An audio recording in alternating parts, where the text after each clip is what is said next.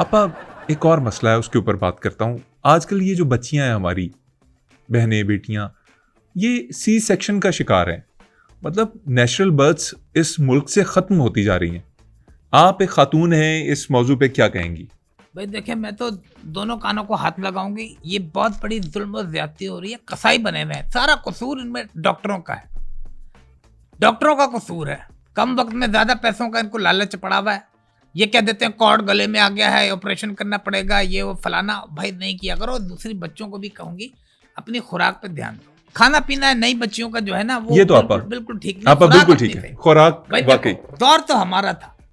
हमें मेरी मेरी मेरी सास मुझे कहती थी, हाय तू अब मेरा बच्चा खा गई, मेरा बच्चा खा गई, मेरा बच्चा खा गई। यानी कि वो हमें ये कहती थी, हम तो कुछ भी खा जाते थे। लेकिन आज की बच्चियां भाई अल्लाह की पनाह, कोई खुराक पे ध्यान नहीं है, बस मेकअप पे सारा जोर है। भाई दौर तो हमारा होता था, सादा दौर।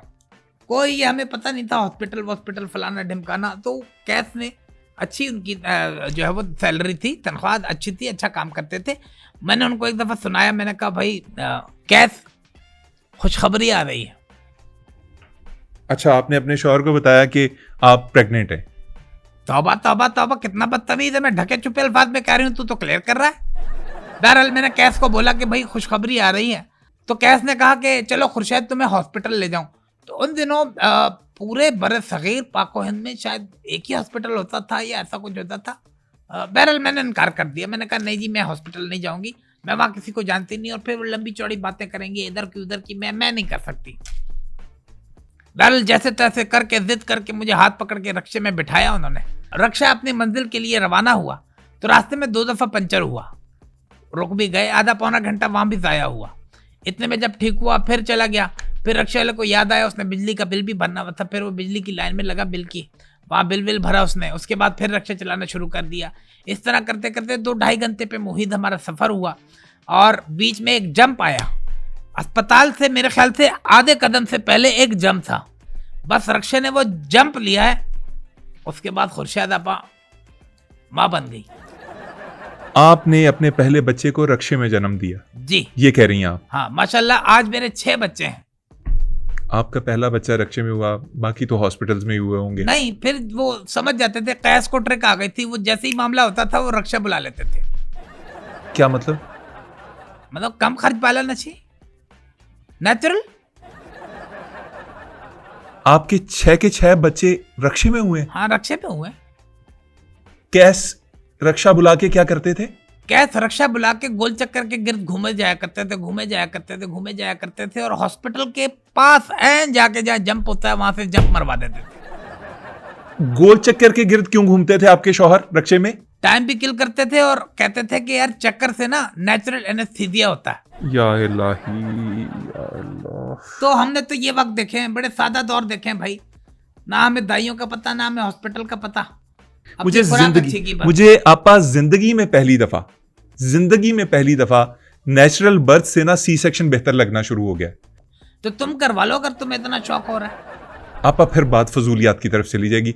मुझे ये बताएं, औरत को मर्दों में क्या चीज देखनी चाहिए? ये बहुत बड़ा मसला है आज के दौर का कि खवातीन सिर्फ पैसा देखती हैं, सिर्फ देखती हैं कि पोजीशन क्या है बंदे की, मतलब वो फाइनेंशियली स्टेबल है या नहीं, और क्या चीज देखनी चाहिए? अच्छा भाई देखो, मुझसे अगर पूछते हो तो सीधी बात बताऊं कि कैस के बाद, जब से कैस गुमशुदा हुए हैं। मैं देखने वालों को बता दूं एक दफा, जिन्होंने पूरा प्रोग्राम नहीं देखा, कैस इनके पहले शौहर का नाम था। हाँ, गुमशुदा हो गए, वो मिल नहीं रहे। भाई अगर मुझसे पूछते हो तो जब से कैस घूमे हैं ना, गुमशुदा हुए हैं, मुझे एक ही मर्द पसंद आया है।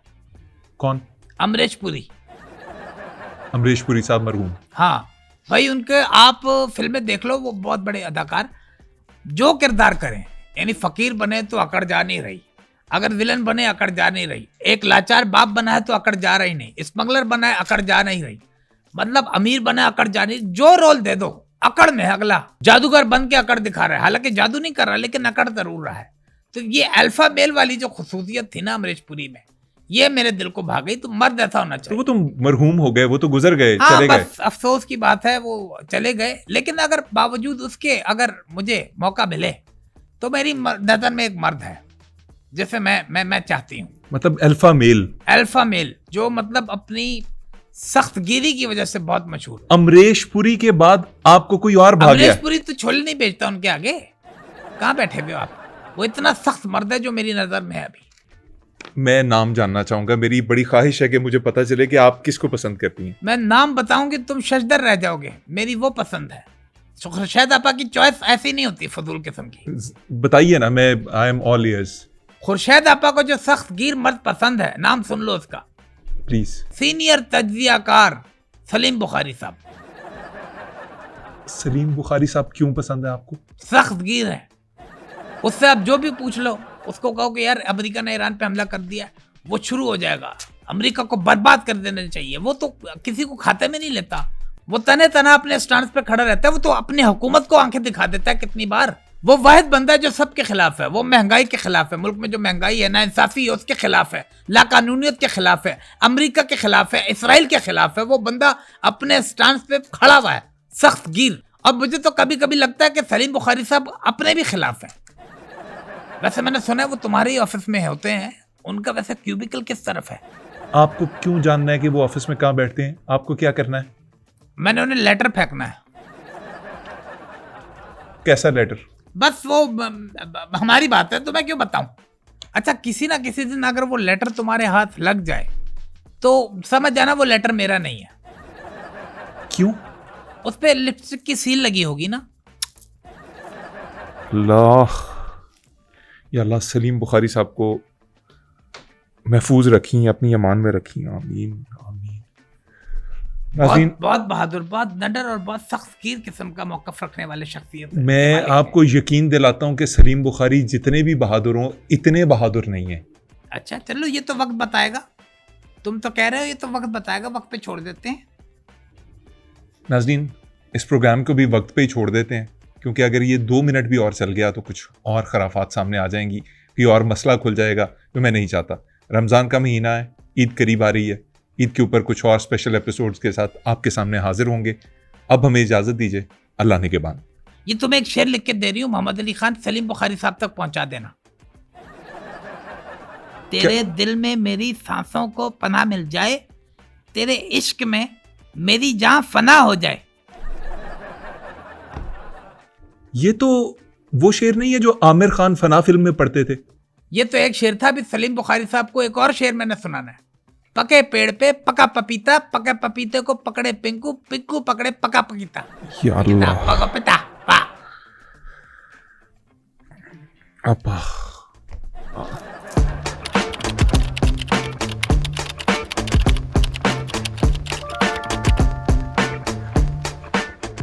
आज कुछ और नई बातों के ऊपर उनसे गुफ्तगू होगी। यार ये मेरी तरफ करना, ये हाँ उधर कर लो, ठीक है। तुम लोग कभी सीधे नहीं होगे, कुत्ते की दुम 100 साल। अगर घर में कोई खाना वाना दे तो बोलते हैं हाँ भाई रोटी शोटी लग गई। तुम मर्द लोग, तुम मर्द लोग हर चीज में नहीं कहते। तुम नहीं, मर्द लोग तुम्हें एक तो शादी करते हो, उसके बाद तुम्हें वादी भी करनी होती है। हाँ, मैंने उनसे कहा देखो बादामी इससे अच्छा चल रहा है। इसका ये कि चलो नाकारा सा है इतना वो। फ्लेवर, ये फ्लेवर भी कभी आप थोड़ा सा लिहाज कर लें। लास्ट टाइम भी मैंने आपको बुलाया। अच्छा, दुपट्टा ले रही है? वही ले रहा हूँ ना, हाँ। वही ले रहा हूँ। यार क्या दिमाग है हमारा। टिंग टिंग। जी कौन है? एक मिनट तुम, अच्छा तुम बेल बजाओ। नहीं, अच्छा अंदर से मर्दाना आवाज में हाँ, बात करें। हाँ। ये आप मर्दाना आवाज में क्यों बात कर रही हैं? रमजान है, मैं नहीं चाहती तुम्हें लगे कि घर में औरत अकेली है। आ जाओ चलो। हाँ कौन है? एक सेकंड, हमारे घर में तो ये बेल आई नहीं है। अच्छा आ जाओ। ये दुपट्टा क्यों ओढ़ लिया है? मशरकी औरत नहीं देखी? एक मिनट। नहीं, ये तुम्हारे पूरे मुल्क में रमजान में क्या हो रहा है? हाँ आ जाओ। अब्दुल सलाम नहीं, अब्दुल सलीम। हाँ। क्या नहीं, कैस ये क्या कर रहे हैं? कैस नाम था। कैस? अच्छा तो मैं कहती थी ये वाकया किसी तौर पे भी इस पब्लिक चैनल के ऊपर, आपा ये क्या बकवास किए जा रही हैं आप? नहीं, कैस नहीं, मेरे वालिद साहब का नाम बताती थी मैं। हुस्न इतनी बड़ी दलील नहीं। ये खुर्शीद आपा का शेर। नहीं, तुम्हारे में हुस्न नाम की कोई चीज है? आ जाओ। लोग तो यही कहते हैं अब भी। हाँ, लगता है तुम्हारे यहाँ पे जिन है। देखो मेरा पल्लू खींचा उसने।